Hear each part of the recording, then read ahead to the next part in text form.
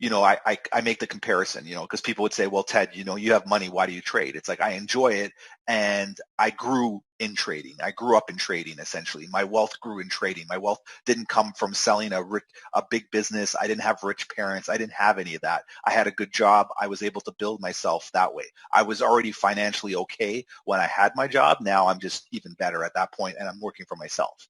So that's where it comes from. So going back to that, you now are trying to find an out.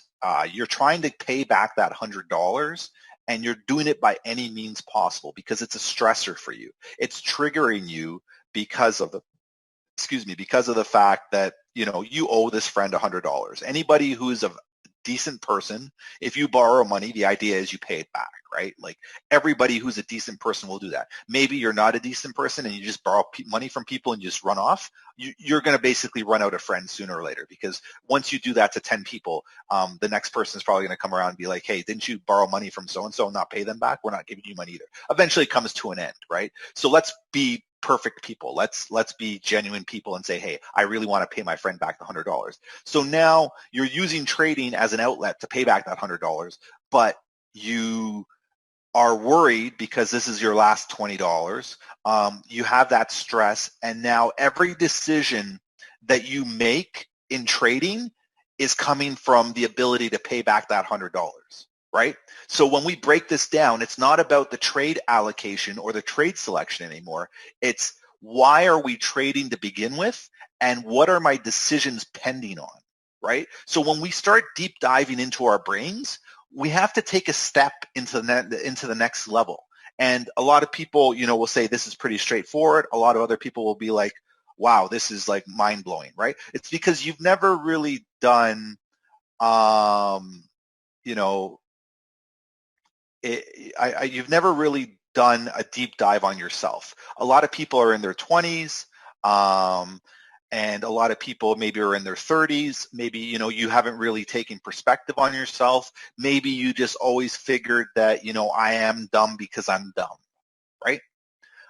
So when we look at impatience, when we look at agitation, it comes from a trigger. So when we can identify those triggers, we can learn how to control them, right? So when you're trading, and I hear these stories all the time, I've overtraded, I've over-leveraged, I've blown my account. Chances are, in that blowing of the account, you had 1, 2, 3, maybe four perfect trades, 4 very good trades. Let's put it that way. So out of 100 trades, you were probably able to at least get 1 positive trade. Everyone could probably say that. If I took a poll right now, there's 240 people on this Zoom call. I could take a poll and be like, okay, if you've traded a live account or you've traded once, you've probably had a good trade. You've probably made money at some point, and everybody would raise their hand and be like, yes. So then my question becomes, well, why can't you do that again? And then now suddenly you look at yourself and you're like, well, all the excuses come up. Well, the trade reversed on me. I traded at resistance. I traded at support. I was trading in a ranging market. So now when you deep dive further, does it have something to do with your trading ability or the reason why you were making those trades at that particular time? Why were we trying to trade on Thursday night at 8:45 in the evening if we already made money today? What's the rationale behind that? As a human being, why are we making those decisions? So when you take a step back, is it because you're trying to trade and get better, or is it because you're chasing something? Are you chasing money, right? So now suddenly, when we step back, we made 3% this morning, right? But the 3% was only $3 to paying off the $100, right? So now you have $3 to pay your friend and you'll owe him $97, but you're not thinking of that. What you're thinking of now is you're saying, hey, I still have to make $97 to pay that person back. You're not thinking about, hey, I made $3 today because I put myself in the best position to win. You're not looking at that. You're looking at what you owe. You're not looking at what you made. That's where you start to get into trouble. Because if you looked at what you made today, as an example, and you made the $100, you would not be trading right now, because you would have withdrawn the $100. You would have gone to the ATM or wherever you've gone. You would have taken that $100 and you would have ran over to your friend and you would have been like, yo, here's $100. Leave me the fuck alone. Here's your money. I'm sorry that I borrowed it from you, but you're an asshole. You bugged me every week. I didn't have the money to pay you back. Otherwise, I would have paid you back right away. Problem solved, right? Problem solved. Now you have no stress, because you can go out with your friend tomorrow and hang out. Well, we can't because we're in COVID, but if you could, you would be going out and be like, we're all good now, because it's like, I have a weight lifted off my shoulders. I paid back my friend the money, right? We would all agree to that. But because you only made the $3, you're short 97, your situation hasn't changed, right? Our situation hasn't changed. Whether you made $3 or you made $1 or you made $80, you still haven't made the $100, right? This is where the mentality of the majority of people live. They live in that place. It's either all or nothing, right? Because in your mind, $80 is just as good as $3, because that person, you owe them $100, right? But then you say, well, Ted, no, you're wrong. $80 is closer to $20 or closer to $100. I agree. But has it changed the situation? Are you able to pay back your friend? The answer is still no. This is where you have to learn the logic. Whether you have $80 or $3, can you pay back the $100? The answer is no. So what's the difference between $80 and $3? Well, Ted, $80, I'm closer to my goal. Right. You're closer to your goal. But how did you get to the $80 from the $3? You still had to do the same thing over and over again. From the $80 to the $100, you still have to do the same thing over and over again. You still have to be on guard from $80 to $81 to $82 to $83 to $84 to $85 to $86 to $87, all the way up to $100. You still have to be putting yourself in that same position to win every single time. It doesn't matter. The only time it stops mattering is when you reach the $100 target. Up until the $100 target, every decision that you make will be equally important. It will be equally important to you, whether you have $3 in your bank account or you have $300 in your bank account. If you do not have the money to pay what you need to pay, every decision that you make is of equal importance. It doesn't matter whether you're risking 50 cents or $50. The decision and the idea behind risk has to be the same. You have to put the same perspective on each decision you make, no matter what you are risking. That is your goal. That is how you solve your problems of greed. That is how you solve your problems of impatience. You have to do that every single time. Okay? You have to figure that out, and you have to say to yourself, listen, this is the decision that I'm making every single time.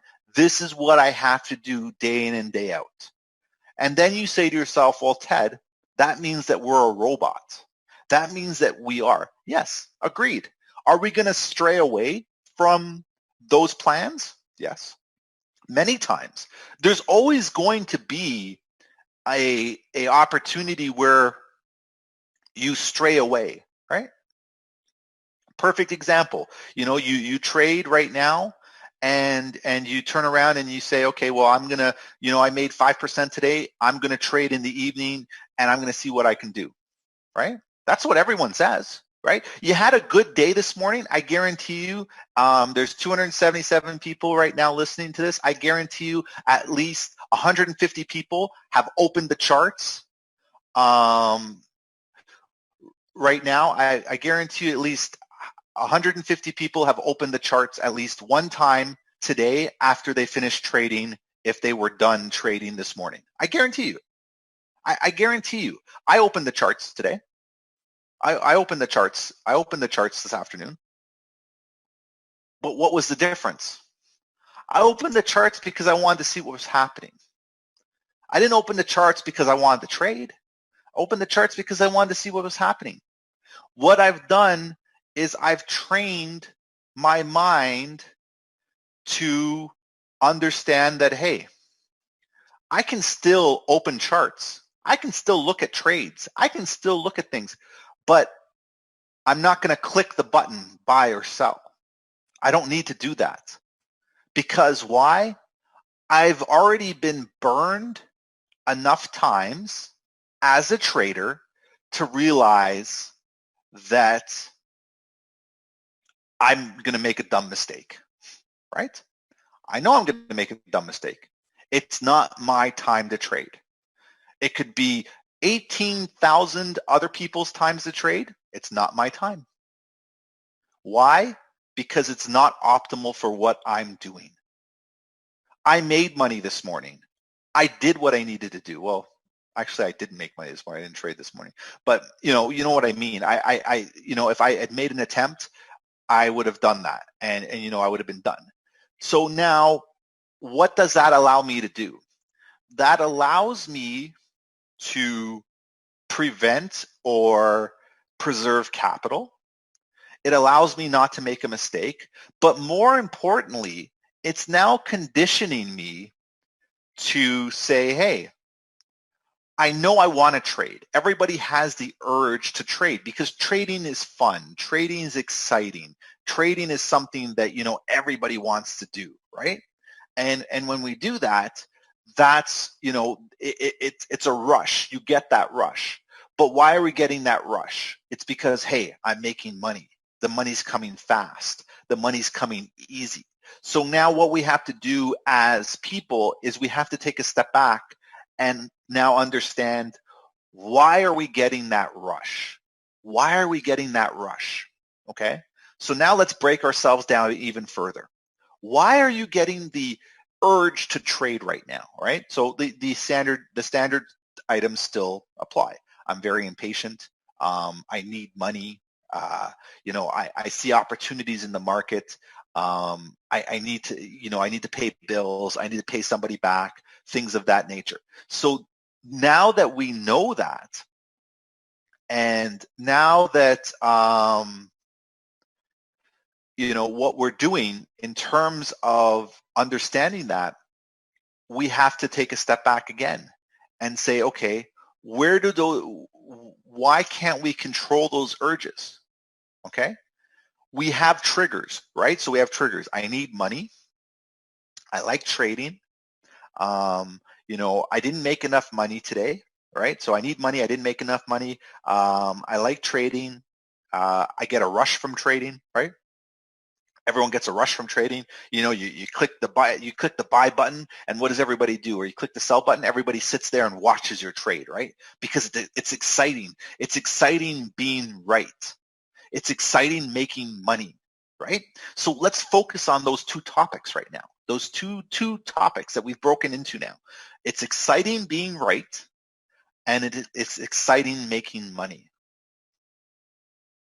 Okay. Pull those topics and let's do this. Okay. So let's go over here. Let's talk at these topics. It's exciting to make money. It's exciting to be right. Okay. Now we have those two topics. It's exciting to make money. It's exciting to be right. Why? Why is it exciting? One, well, make money, spend money, right? Yeah. Buy fun stuff, enjoy life, right? Exciting to be right. means I did good, means I am happy, right? Because it's very rare that when you're right, you're upset, right? You know, you don't, when your favorite sports team wins, you don't turn around and be like, oh man, I can't believe they won. I'm upset. No, you're like, man, I'm happy they won. They were right. I was right. They were going to win. Okay. So now we have those emotions. We have those emotions inside of our head. Now, when you're looking at this, you're like, man, this is making a lot of sense because you've never broken this down before. I guarantee you, now we have 300 people here. I guarantee you at least half the people in here have never looked at their emotions when they've made money or when they've been right. They've never looked at those emotions and dissected those emotions. What they've done is they've yearned for those emotions again and again. Now, is there something wrong with that? Possibly. Let's take a step into this now. If I'm excited to make money, what's the opposite reaction when I don't make money? I'm not excited. I'm upset, right? So now I have a negative emotion attached with not making money. Whether I lose money or not making money, it's not exciting, right? That's not a fun emotion. That's not a fun emotion that you want to be a part of, right? You don't want to be upset. You don't want to be in a bad mood. You don't want to be you don't want to be bored. You want to be excited, right? There's a reason why roller coasters or theme parks make so much money. There is excitement. There's a reason why there's no theme park called the library. The library is boring. Some people find it exciting. Oh, I love reading. I love books. But there's so many restrictions, right? You got to be quiet. You can't run around in the library. There's books everywhere. There's stuff, right? So now when we identify these emotions, it doesn't mean that they're bad. It means we have to understand where this emotion is coming from. What are we lacking in our lives that it's exciting to make money? We're lacking something in our lives because money has made us excited. You know what we're lacking? We're lacking fulfillment and we're lacking validation. Where does that fulfillment and that validation come from? It comes from yourself, right? If you had all the money in the world, you still would not be happy because there would be something lacking in you, right? Think about it logically. If you had all the money in the world, but nobody loved you or nobody cared about you, you would still be lacking that validation. So what would you do? You would want to be hanging out with a lot of people. You would want to meet people because you're missing something. So when we as human beings are missing something in ourselves, that is what creates the emotion, right? It's exciting to make money because when we make money, we can go buy stuff. We can go enjoy things, right? Because it's validating ourselves. When you go to the store and you're able to make that purchase, you're able to buy that pair of shoes, you're able to buy that t-shirt, you're able to buy whatever, you feel good for that 5 minutes because you bought something that you wanted. You didn't buy something that you needed, right? Nobody needs 10 pairs of shoes. You want 10 pairs of shoes because you want a pair of shoes for going out at night. You want a pair of shoes for working out in. You want a pair of shoes for just hanging out in. You want a pair of shoes to match your track pants. You want a pair of shoes to match your jacket. You want a pair of shoes to match your jeans, right? You want all those ideas. You want all those things. So now that's where that excitement comes from, and that's why you have that urge to start trading again. Okay? So now we have to take that into account, and we just have to take a step back and we have to say to ourselves, okay, if I'm excited to win a trade, I understand why I'm excited because I want to buy stuff, I want to win money. Okay, take the excitement out of the trade. Take the idea of buying something out of the trade and now evaluate the trade without emotion. Did I make the best decision to take this trade? Did I make the best decision to enter this trade? And if I can do that, then I know I'm doing the right thing. And I don't have to be excited about making money because I know I made the right decision. I'm confident in what I'm going to do, but more importantly, I'm confident that I'm going to do it again, and the money becomes a byproduct of my confidence and my ability to execute. And suddenly now I'm not excited about making money, but more importantly, I'm not excited to be right because I know I'm right. Right? If you know, if you've watched a movie 20 times, do you still get excited when the action sequence comes on? Not really, because you sort of know what's going to happen. You know, a guy's going to jump out of a building, the guy's going to drive a car, it's going to blow up stuff. Is it exciting? Not really. But do you like it? Yes, we do. You know, you'll watch a movie 10 times because that's your favorite movie. Well, why aren't you applying that to trading, right? You don't get excited to watch that movie again, but you do enjoy it. So this is where when you separate those emotions, it's okay to trade. Don't get excited about it. Because what you do is when you remove the excitement from trading, when you don't make money, you are not going to be disappointed. When you're not right, you're not going to be disappointed.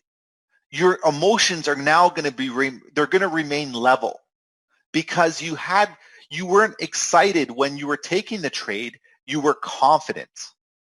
That's the difference. So we remove the excitement from what we're doing to create emotion, and we are putting confidence in that replacement. Now what we do is we take away this. So we take away this and we do this. Let's do this. We kill that, right? We kill that, and then we say, I'm confident in making money. Take away this and do this, and say, I'm confident in being right. Okay? So now when we change our tone and we change the way that we approach this, suddenly now that's not fun, right? Is it exciting to be confident? Right? What's the emotion that's associated with confidence? Confidence is an emotion. Confidence is a state of being, right? Excitement is an emotion. Confidence is an emotion too, but you don't jump around being confident, right? You don't do that. What you do is you perform at a level when you're confident, right? When we're excited, we act irrationally. We jump around, people cheer, they jump up. When we're confident, we don't jump up and down. We're confident. Now suddenly your mind is shifting, right? We're confident that we're right. It's expected, right? Because confidence is expectation. I'm going to turn left right now on this street. I know how to drive. I'm confident to turn left. I'm not excited to turn left, right? I'm not getting excited because I can turn left. I'm confident in what I'm doing. So now when we look at what we're doing, we change our emotional state. And suddenly now we are working on a level because we understand what we want to do and understand where we get there, right?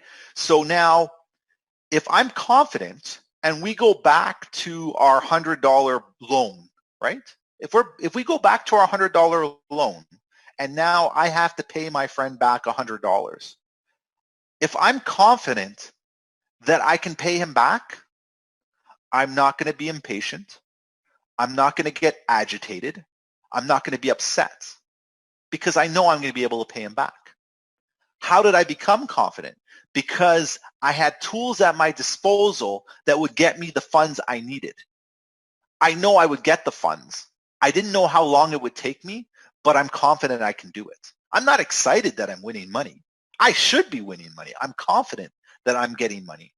I'm not upset when I lose because I'm confident that I will win the trade again later. So I don't have to worry about this losing trade. Now, suddenly we've shifted our minds and suddenly we're now deep inside of ourselves, right? We're deep in thought because we've changed the way that we've approached what we're doing. So now the question becomes, well, how do I get confidence? Where does my confidence come from? And how do I change that? Because I'm excited when I hit a half-court shot because I've never done it before. I'm confident when I hit a layup because I've done it many times, right? If you watch basketball as an example, when someone does a layup, the cheer is there, right? People are excited, they get a cheer. But when someone does a dunk, there's a bigger cheer. Why? Because we don't see that as often, right? So now when we bring that back into trading, what don't we see often? Well, I don't see wins. I don't see money, Ted. I don't see myself holding trades. I don't see myself, managing not to risk over risk. I don't see myself managing over leveraging, right? When we do it, we get excited, right? You win a trade on Rakil's live stream, the YouTube chat lights up. Everybody lights up. Hey, we won. The excitement. Why? Because you weren't confident that you were going to win. Because if you had seen that trade over and over and over again, it wouldn't be exciting. You'd be like, I told you so. You would be confident that that's what would happen again. So now do you see what's changing? Where do we get our confidence from? We get our confidence from experience. Where does our experience come from? Our experience comes from repetition. Our experience comes from testing our strategies. Our experience comes from understanding what's happening in the market. That's where our experience comes from. Okay? Where do we need to get from that experience? We need education. We need to understand what's happening in the market. We need to ask ourselves why, and we need to be able to put ourselves in a position to win, right? So now the question becomes, well, how much experience is enough experience? Well, the experience that you have, it can vary on anybody, right? It can be here. Here's where, suddenly now these ideas come into play, right? If you have time to trade, education and background in finances. So now you start looking at where are my gaps in my learning and how do I fill those gaps, right? How can I stay consistent, right? That's our first question. How do we stay consistent? Well, consistency. Where does consistency come from, right? Repetition. For fuck's sakes. Repetition. Comes from, understanding. It comes from, testing. It comes from journaling. It comes from journaling. So that's where our consistency comes from, right? So when we have this, now suddenly, okay, my consistency is going to improve when I have repetition, when I have understanding, when I test what I'm doing, when I journal what I'm doing, because I'm able to solve those ideas. Because everything from consistency now ties back into how do I hold trades longer? Well, if I work on repetition of holding longer trades, I'll be able to hold trades longer. If I have an understanding of the higher time frames, I'm going to be able to hold trades longer. If I test the higher time frames, I'm going to be able to hold trades longer. right? If I know what I'm testing and I repeat it, I journal, I'm going to be able to hold trades longer because I'm going to be able to look at what I've done in terms of, I guess, my trading, things of that nature. And what I've done is I've basically taken steps to hold trades longer. I've tested, I've done repetition, I've experienced this over and over again. So my confidence is there now to hold trades longer. And my confidence comes from my consistency. If I'm doing the same thing over and over again, it becomes easier, right? We always use the same analogy of standing up. Like if I tell everybody right now who's sitting down to stand up, do you think about standing up or do you just stand up? You just stand up because you've done repetition. You don't have to think about it. You just do it. That's where you have to get to with trading, is you've done enough repetition in trading that you just do it now. You're not concerned about the outcome because you've won so many trades, you've lost so many trades that you understand what you're doing and why you're doing it. That's where you're coming from, okay? So now we cover those two topics. So let's do this. Let's do that. Let's do this. Okay,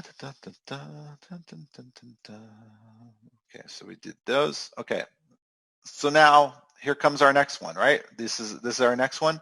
How can I not overtrade or over leverage? Oh, sorry, I forgot to put that in there. Let me just type that in there. Or over leverage, right? So where does over trading and over leveraging come from, right? So where does that come from? Right over here. Goes back to our analogy. It goes back to our analogy of having $100, right? Owing somebody $100.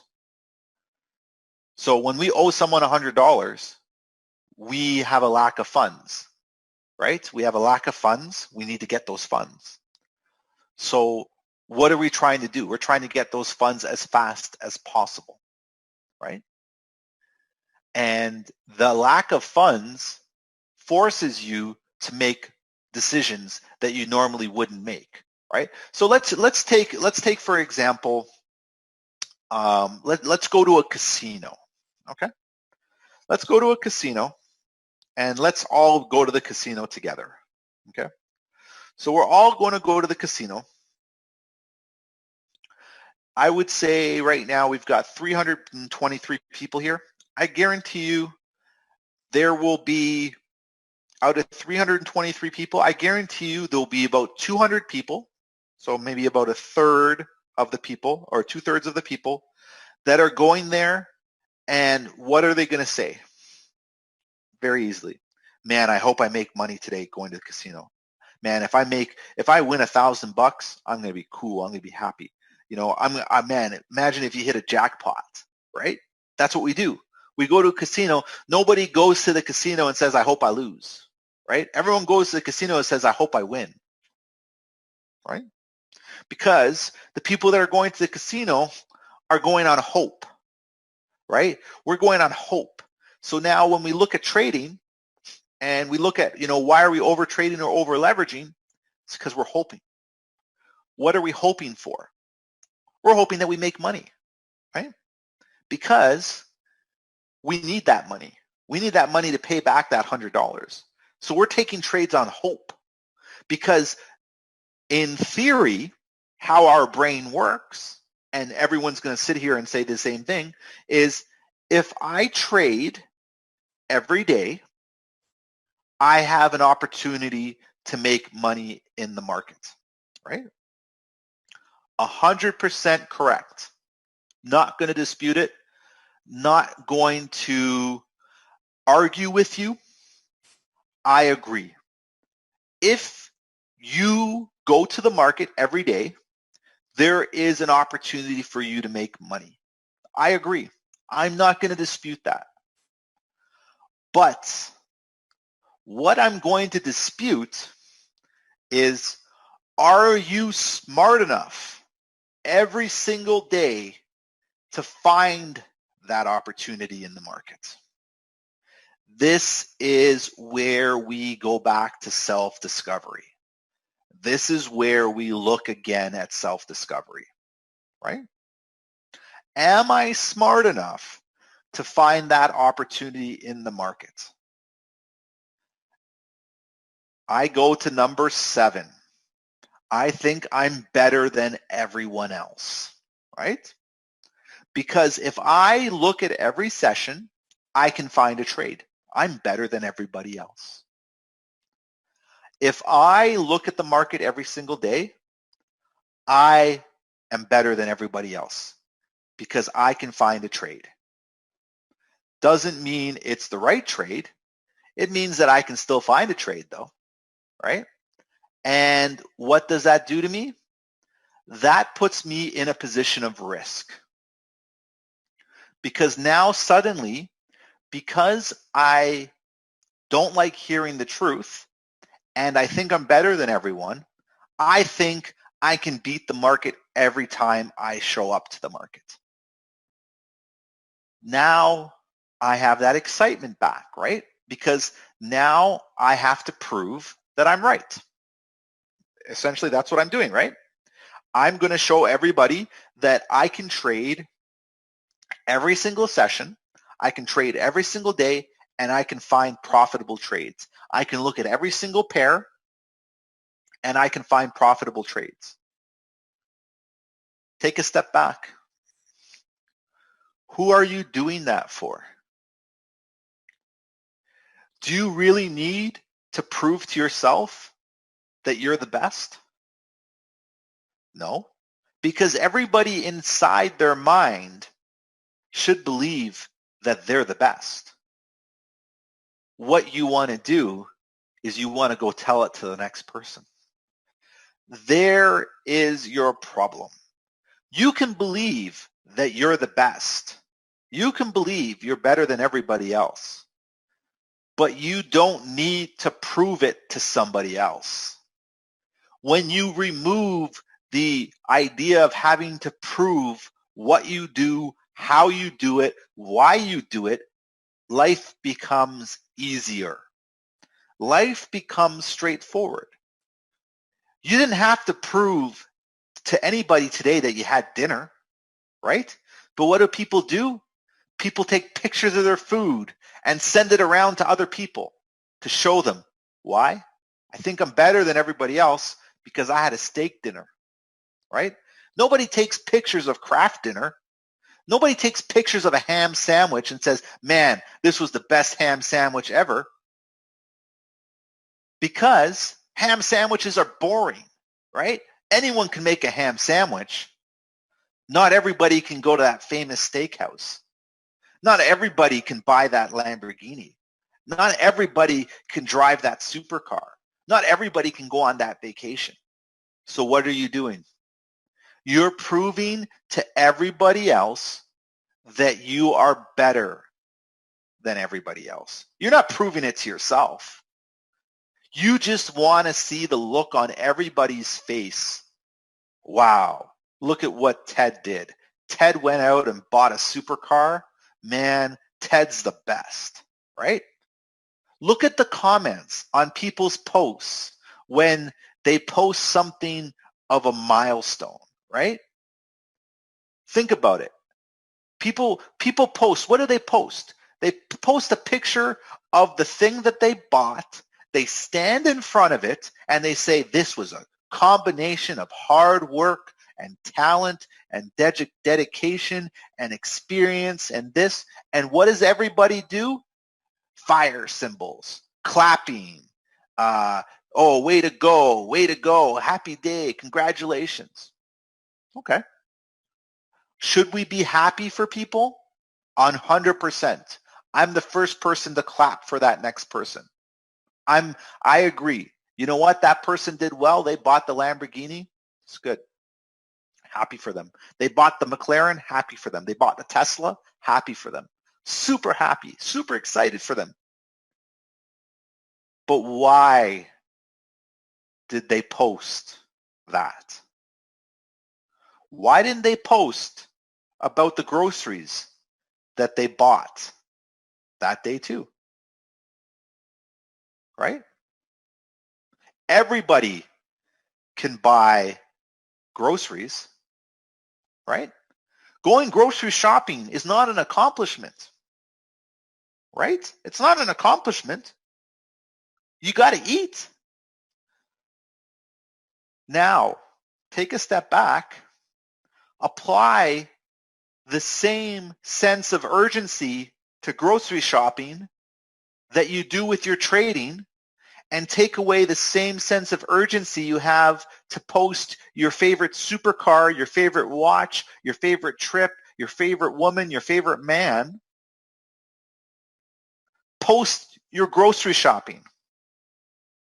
If you can post your grocery shopping and you can get as excited as you want with groceries that you would with buying your next supercar, you've reached that level, because everything to you is awesome.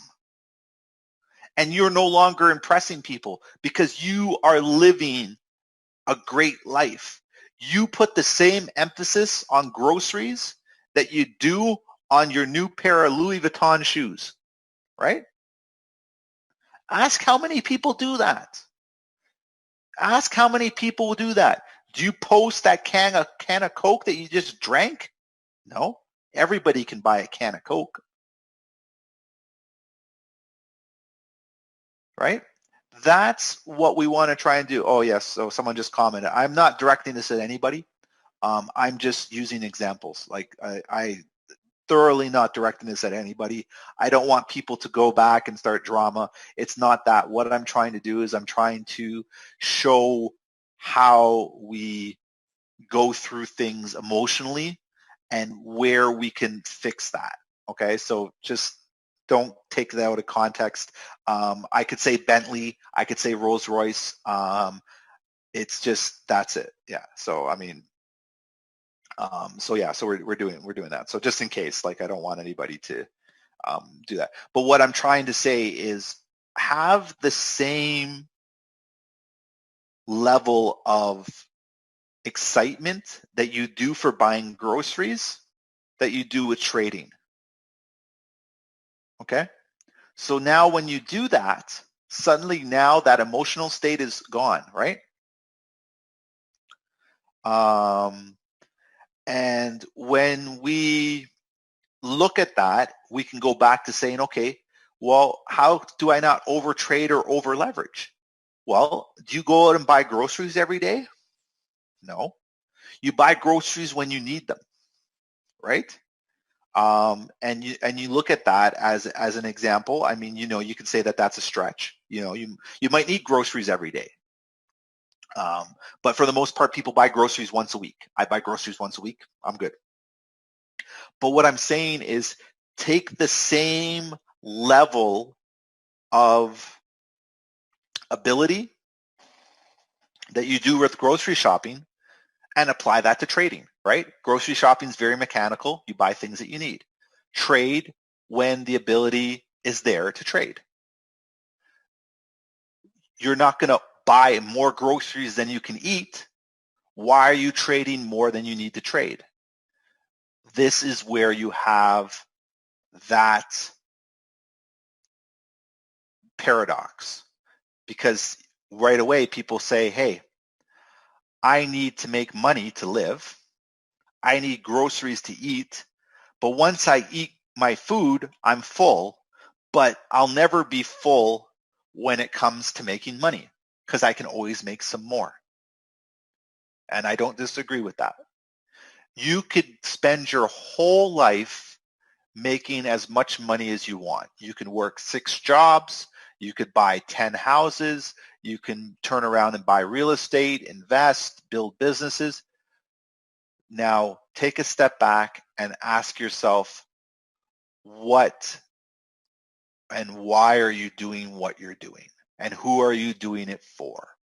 Because at the end of the day, if you're doing this for people who care about you, they are not going to get upset about how long it's taking you to do something, right? If you told your parents Mom and Dad, I'm going to start trading, and when I make enough money, I'm going to retire you.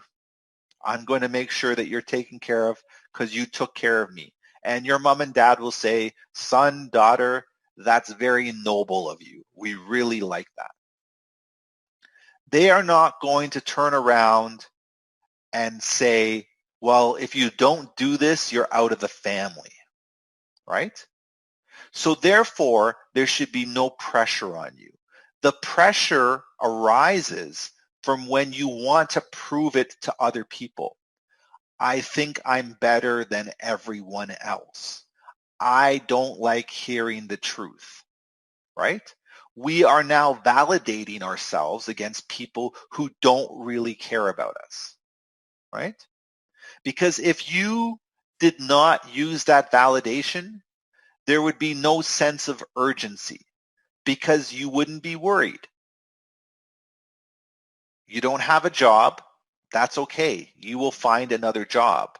You don't want to take the job offered to you because I think I'm better than that job.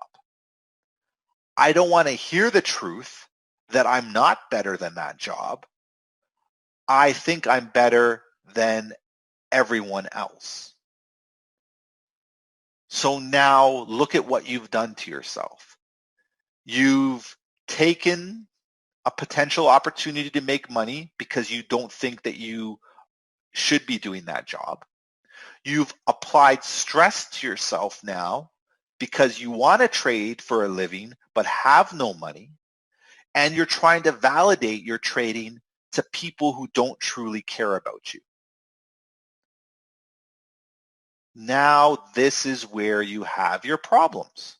So if we rewind and take the job and realize we're not better than everybody else, we slowly start to trade because we're earning money on the side. We don't have pressure because we're not validating ourselves with anybody. We're not showing anything off. And the people that we are telling truly care about us. So I've told my brother and my sister that I'm trading, and I hope one day to take them on a vacation.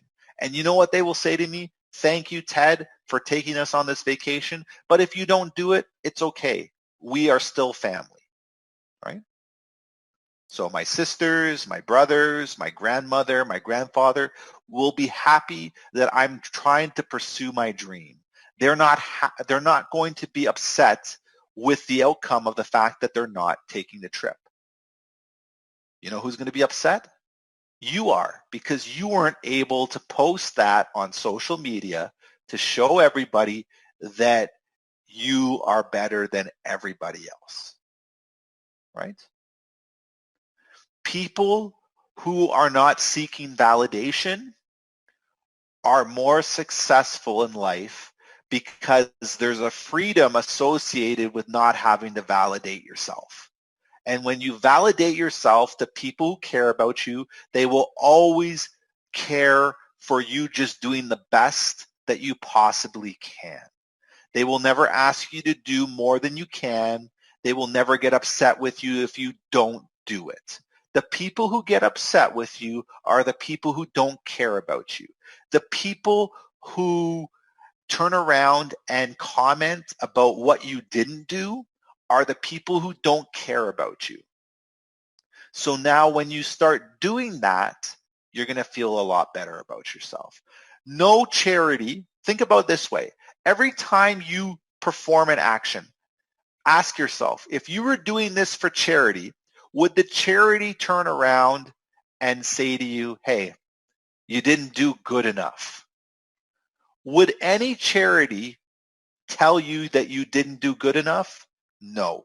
So if you use that as an example in the way that you live your life, you will feel so much better about yourself, because a charity will never turn down your volunteer work. A charity will never turn down a donation. A charity will be thankful for what you do. If you turn your life into the perspective of a charity, you will feel better about yourself, because you will be doing charitable acts. You will be working with people who are happy just that you're working with them.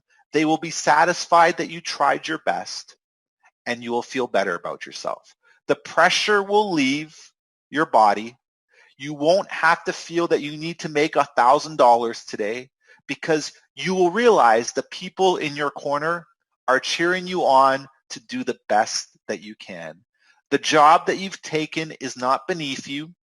The job is helping you. The job is putting you in perspective to get to where you need to be. Everything that you do is always going to be for your benefit, and it's going to be better. When you put that into perspective, suddenly you don't need to overtrade anymore, because the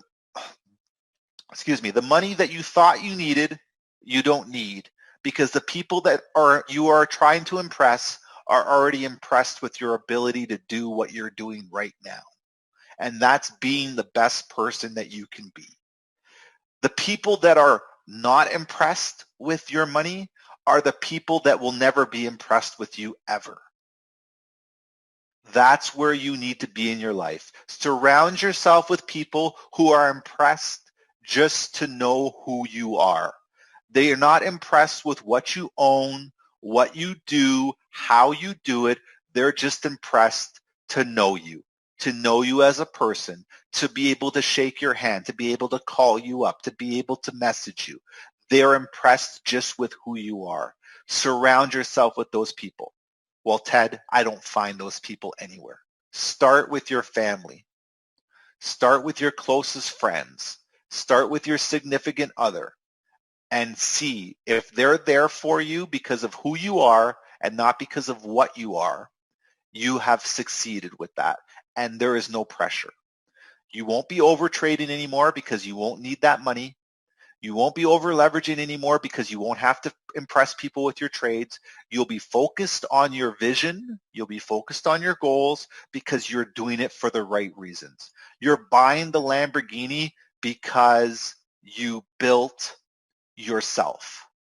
You're not buying the Lamborghini for somebody else. You're not buying the Tesla for someone else. You're not buying the private jet flight for someone else. You're doing it for yourself. And you know what that becomes? That becomes normal life. And buying a private jet flight, taking a vacation, becomes normal life. And suddenly going on vacation turns into grocery shopping. There's no mystery around it. There's no excitement around it, right? Put everything together and compare it to grocery shopping. When you get to a stage in your life that what you're doing resembles grocery shopping every single day, that's when you've achieved ultimate success, because you are no longer worried about what people are doing, because everybody has to do that. Everybody has to go grocery shopping. Your life is one big grocery shopping every day. Every day you're going grocery shopping. And that grocery shopping can be for you. It could be buying a car. It could be buying a house. It could be, going to dinner with friends. That's your version of grocery shopping. Suddenly you don't need validation from anyone else because it's boring for you. And it's not boring in the sense that you're not having fun, but it's something that's routine. When things become routine, suddenly life becomes easier, and the people that are around you respect you more because it's a routine. You're not overdoing things. You're not overzealous. You're not better than anybody else. You're living the life according to you.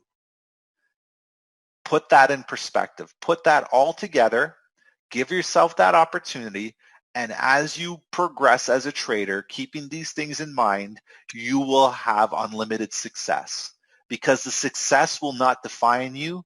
You will define the success. You will define what it means to be successful, because the people around you will always be your cheerleader, will always say that you did great. And they won't be doing that because of the fact that they like you for for strange reasons, it's because that's what they expected of you. That's what they want you to believe. Your parents will always be your cheerleader. No, how much they hate you, they will always cheer you on to be the best person you can be. You are always going to get what you deserve, not what you think you deserve. Okay? So when you put yourself in that perspective, you will see the success. You will put the work in, not for validation, but because that's what you truly want to do by any means possible. You will take that job that you didn't want. You will take it with pride because you will realize that that job is a stepping stone to something greater, and that you were able to take that job when no one else wanted it and make something of it. And that extra money brought you money for trading. That extra money relieved some pressure. That extra money paid off some bills. That extra money allowed you some time to focus on trading. That extra money allowed you to trade a little bit more. And suddenly now you're focused. You're zeroed in on the ability to achieve because you started to realize that I'm not better than everybody else.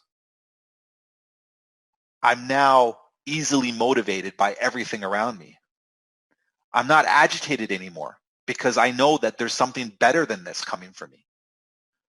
I'm not impatient because I know everything takes a bit of time. I'm not dumb because I took the opportunities nobody else saw. It doesn't matter that I did bad in school now because I'm changing the way that I'm doing things. And now I don't have to worry about hearing the truth because I'm living the truth.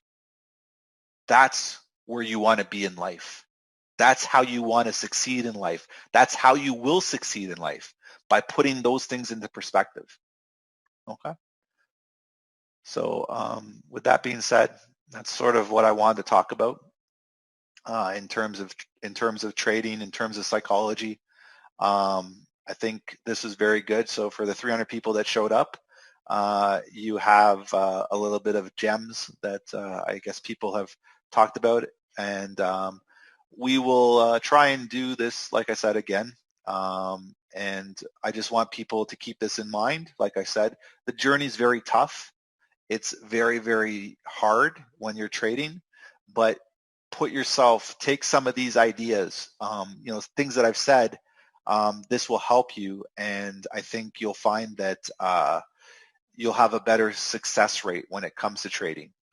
And I think you'll have a new perspective on things. And I know maybe some of these things were just straightforward, or maybe there were things that you already knew. It's just sometimes you need to hear them from somebody else. Maybe these were new ideas to you, so maybe you have something to go with. So take it for what it is. If you thought this was a waste, hey, sorry about that. Maybe there's one thing that you take away. Ted's full of shit. If you thought this was a benefit, now maybe you have the ability to write some of this stuff down, and it'll help you. So just take it for what it is and find a positive in what I spoke about. If there was something that was wrong, take a positive from that. Say that, hey, I don't agree with any of this. I can do better. That's a positive from this, right? So look at every item that you come across as an opportunity, as a learning opportunity, not as a negative interaction. Look at it as, hey, I thought he was full of shit. I know I can do better than this. Then that's the positive out of it.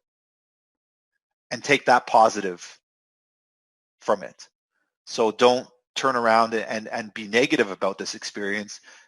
Look at it as a building block for your own, and